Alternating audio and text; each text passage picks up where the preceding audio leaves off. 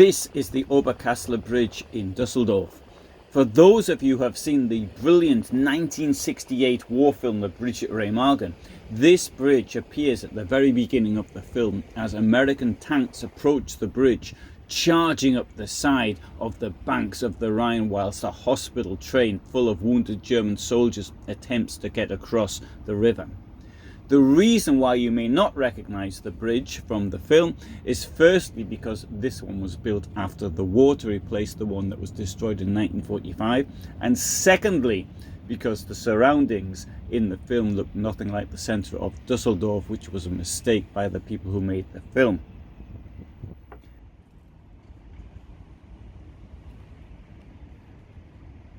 This has got nothing to do with the rest of this video. I just thought I would mention it before turning the camera to the memorial to this man, Hilarius Gilges, which stands under the bridge. The reason that this memorial stands here is because it is close to the location where he was murdered by Nazi thugs in the summer of 1933. In videos like this, I like to show what places look like today, and this is possible because I'm fortunate enough to be able to travel around Europe in my motorhome. In 90 years, very much can change. What was once a working class area with many people living in cramped rooms and apartments is today an area of businesses, and the apartments that are there are now very expensive. So please bear that in mind as I take you on a tour of this area. Hilarius, or Larry to his friends, was one of very few Afro-Germans born before World War I. It is true that Germany did have colonies such as what is today Namibia, Tanzania and others, but unlike France or the United Kingdom, very few people from those countries made their way to the colonial mother country. Larry's mother was Maria Stutgen, a Dusseldorf's textile worker. It is not known who his father was, but there were men from Africa working as boatmen on tugs in a company which belonged to Hugo Stinnes. One suggestion that I have read is that the father was from Ethiopia. I'd have to say that in my opinion his facial features do not look very Ethiopian. On the 4th of March 1915, Maria married Franz Peter Gilges, and so Larry took the family name.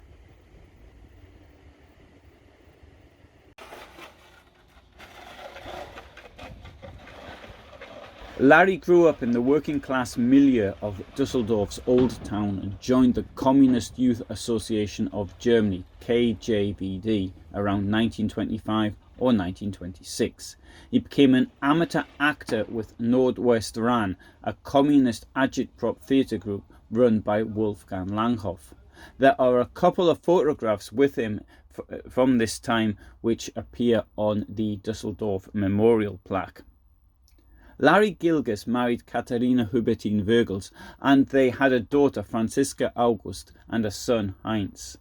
The late 1920s and early 1930s were times of political violence in the working class areas of Germany's cities as communists and nationalists battled each other, although sometimes they joined forces and fought with the police.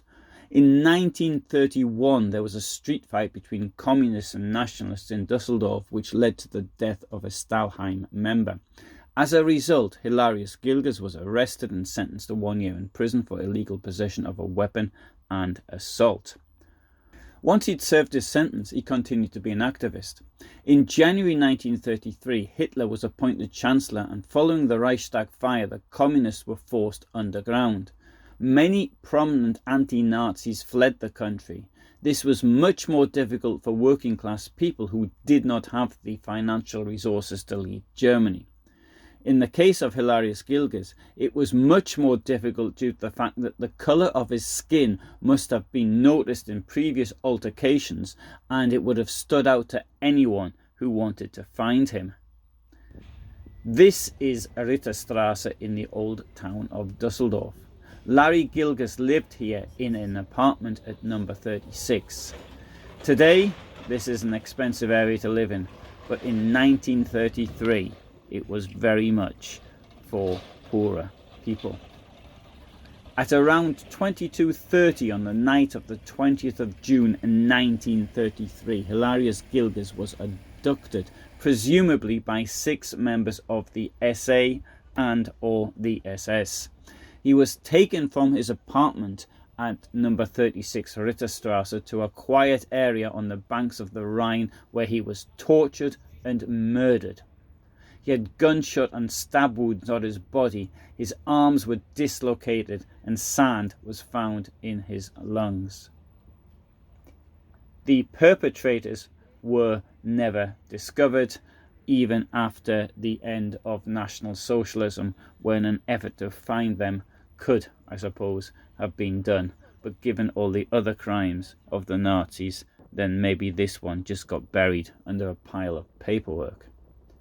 Hilarius Gilges' widow and their 2 children probably only survived the Nazi era because they were hidden by neighbours and friends in the Old Town, an amazing feat over nearly 12 years, particularly given the skin colour of the children. In 1949, the 2 children and the widow received a one-off compensation payment. The children received payments of 2,000 marks and 2,200 marks, and the widow 12,000 marks.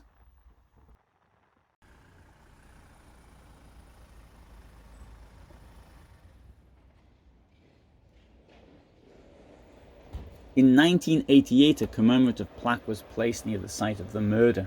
The city of Dusseldorf named a square after Hilarius Gilges on the 23rd of December 2003, right next to the Dusseldorf Art Academy. You can see this part of Dusseldorf in this video.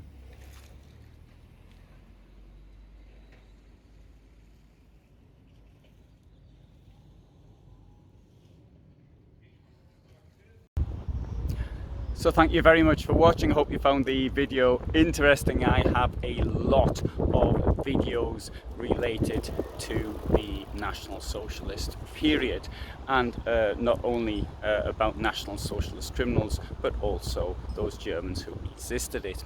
If you're interested to see more, I upload every Friday at 2000 hours Central European time. It's an hour earlier in the UK, or 9 hours earlier in California.